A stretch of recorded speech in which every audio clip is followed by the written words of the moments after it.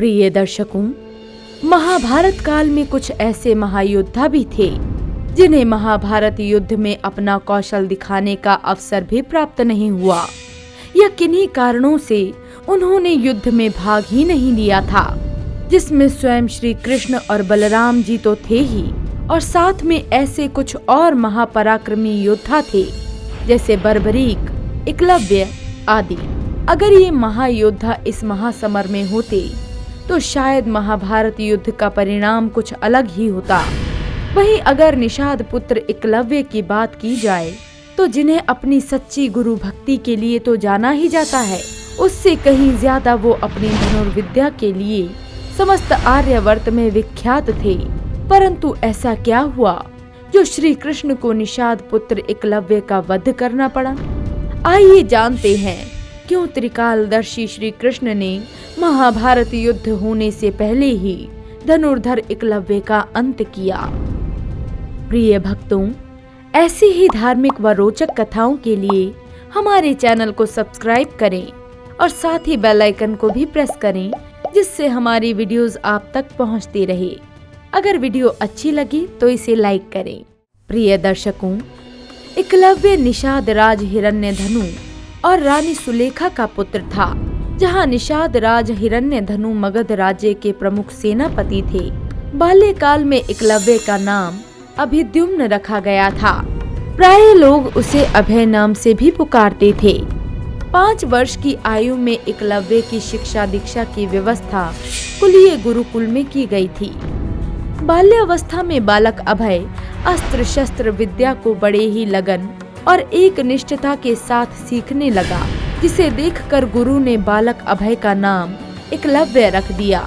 ऐसे ही एक दिन पुलत्स्य मुनि युवा एकलव्य की धनुर्विद्या देखकर अत्यंत प्रभावित हो गए।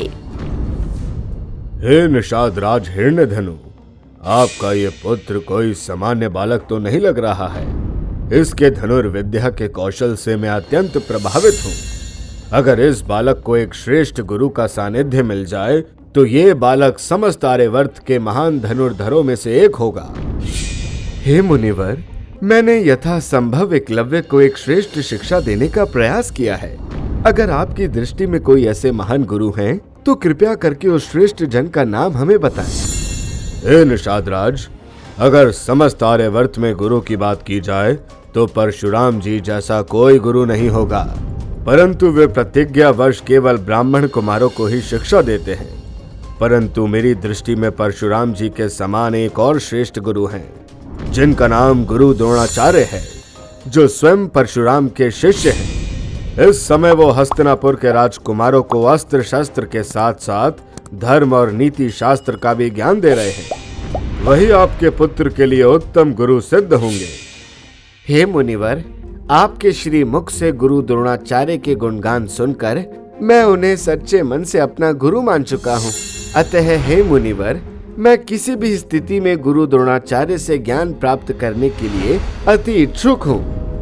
हे पुत्र, एक श्रेष्ठ योद्धा की यही पहली पहचान होती है, उसकी अपने गुरु के प्रति सच्ची निष्ठा। जो अपने गुरु के सानिध्य में रहे या ना रहे, परंतु उनके नाम का स्मरण कर अनवरत रूप से अपने कार्य का अभ्यास करे, उसे एक दिन अवश्य ही गुरु ज्ञान की प्राप्ति हो जाती है। प्रिय दर्शकों, पुलत्स्य मुनि की बात से प्रभावित होकर निषाद राज हिरण्यधनु अपने पुत्र एकलव्य को द्रोण जैसे महान गुरु के पास ले जाते हैं। लेकिन गुरु द्रोण सिर्फ करुकुल और राज दरबार के लोगों को ही धनुष विद्या सिखाने के प्रति भीष्म पितामह से वचनबद्ध थे। इसीलिए उन्होंने एकलव्य को शिक्षा देने से इनकार कर दिया, जिससे एकलव्य अत्यंत निराश हो जाता है। परंतु वो हार नहीं मानता है और वन में ही रहकर गुरु द्रोण की एक मूर्ति बनाकर उनके सम्मुख अनवरत रूप से धनुर्विद्या का अभ्यास करने लगा।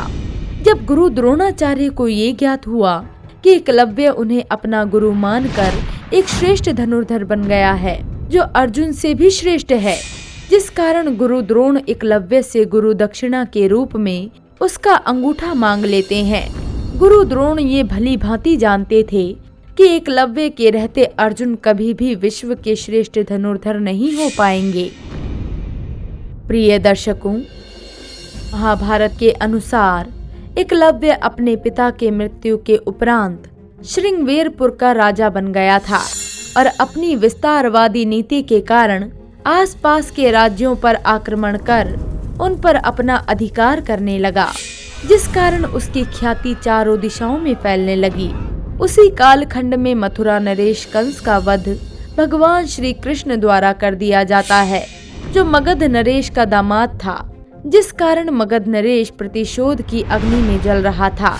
जब उसे एकलव्य के विषय में पता चला तो उसने एकलव्य को मगध आने का निमंत्रण दिया।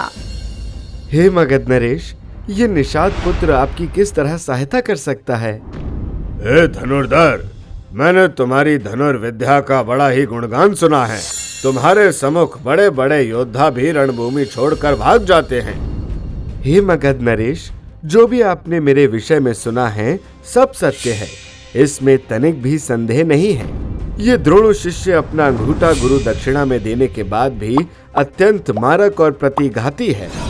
बहुत अच्छे निषादवी, फिर तुम्हें एक अवसर देता हूँ जहाँ तुम अपनी युद्ध कौशल का उत्तम प्रदर्शन कर उत्तम ख्याति अर्जित कर सकते हो। जिसने मगध नरेश को परोक्ष रूप से युद्ध की चुनौती दी है। मगध नरेश, कौन है वो शत्रु जिसका इतना दुस्साहस जो मगध नरेश को चुनौती दे रहा है? कृष्ण, जिसने मेरे दामाद कंस का वध कर मथुरा पर अधिकार कर लिया है। उसने मेरी दोनों पुत्रियों का सर्वस्व छीन लिया, जिस कारण मैं प्रतिशोध की अग्नि में जल रहा हूँ। जब कृष्ण का अंत होगा तभी मेरे मन की ये प्रतिशोध रूपी अग्नि शांत होगी। हे मगध नरेश, मेरा अहो सौभाग्य जो आप जैसे महारथी के साथ युद्ध करने का अवसर प्राप्त होगा। ये कितना उत्तम संयोग बना है जब एक पिता के उत्तरदायित्व को पुनः एक पुत्र पूरा करने जा रहा है। अति उत्तम धनुर्धर एकलव्य, मुझे तुम्हारे धनुर्विद्या पर तनिक भी संदेह नहीं है। मैं तुम्हें तत्काल ही मगध सेना का सेनापति नियुक्त करता हूँ। हे राष्ट्र अक्षत्र, मगध सेना का उत्तरदायित्व पाना मेरे सौभाग्य और सम्मान की बात है। प्रिय दर्शकों, मगध नरेश जरासंध एकलव्य के नेतृत्व में एक विशाल सेना के साथ मथुरा पर आक्रमण कर देता है, जहां एकलव्य अपने बाहुबल और पराक्रम का एक उत्तम प्रदर्शन करते हुए यादव सेना के कई महारथियों को अपने बाणों से घायल कर देता है। इस युद्ध में यादव सेना के सेनापति सात्यकी, कृतवर्मा के साथ शेषनाग के अवतार बलराम भी मगध सेनापति एकलव्य का सामना नहीं कर पाते हैं। रणभूमि यादव सेना के लहू से रक्त रंजित हो गई थी। हर तरफ यादव सेना के छत विछत शव पड़े हुए थे।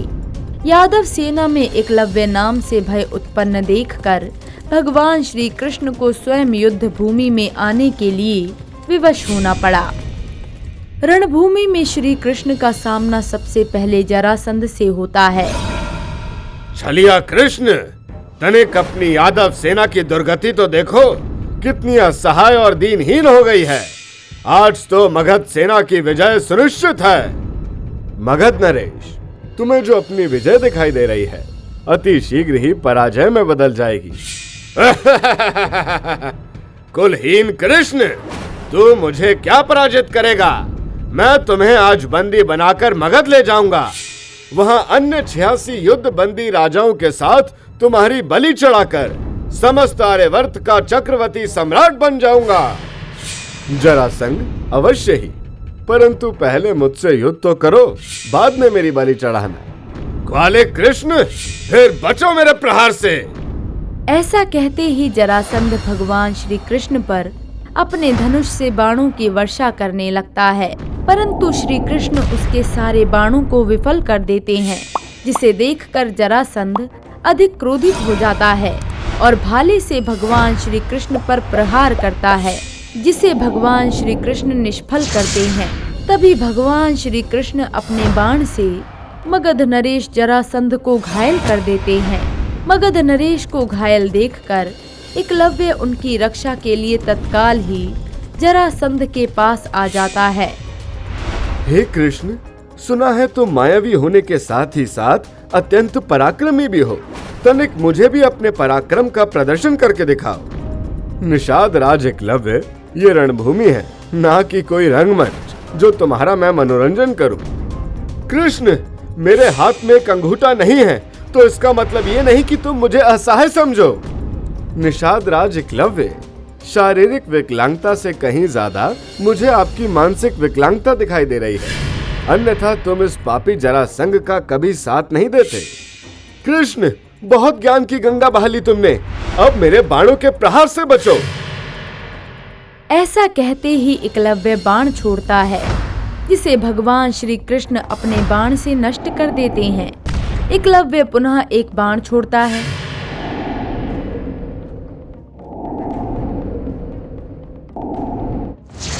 जिसे भगवान श्री कृष्ण विफल कर देते हैं। एकलव्य जब ये देखता है कि भगवान श्री कृष्ण पर सामान्य बाणों का प्रभाव नहीं हो रहा है, तो वो एक दिव्य बाण का आवाहन कर भगवान श्री कृष्ण पर छोड़ने लगता है। भगवान श्री कृष्ण की एक भुजा में एकलव्य का दिव्य बाण जा लगता है, जिस कारण भगवान श्री कृष्ण के हाथ से लहू बहने लगा, जिसे देखकर घायल जरासंध अति प्रसन्न हो उठा।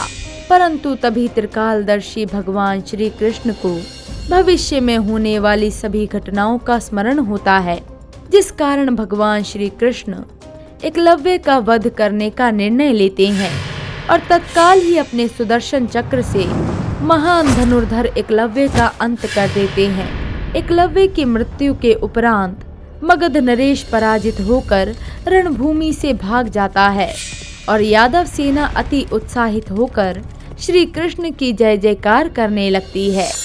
प्रिय दर्शकों, तो आपने देखा कि त्रिकालदर्शी भगवान श्री कृष्ण किस प्रकार एकलव्य रूपी बाधा को महाभारत युद्ध से पहले ही समाप्त कर दिया, क्योंकि भगवान श्री कृष्ण को ये भली भांति ज्ञात था कि निकट भविष्य में एकलव्य अर्जुन के लिए बाधा बनेगा। इसीलिए त्रिकालदर्शी श्री कृष्ण एकलव्य का एक नियोजित तरीके से अंत कर देते हैं। वहीं एकलव्य के वध से महाभारत की एक अंतर कथा भी जुड़ी हुई है कि भगवान श्री कृष्ण के एक वरदान के कारण एकलव्य धृष्टद्युम्न के रूप में जन्म लेकर अपने कटे हुए अंगूठे का बदला गुरु द्रोण का मस्तक काट कर लेगा। मित्रों, हमें अपनी शक्ति और सामर्थ्य का प्रयोग उचित कार्य में करना चाहिए, न कि व्यर्थ के कार्यों में। अगर आपको ये वीडियो अच्छी लगी हो तो वीडियो को लाइक करें और हमारे चैनल महावॉरियर को जरूर सब्सक्राइब करें और साथ ही वीडियो की अपडेट पाने के लिए बेल आइकन को जरूर दबाएं।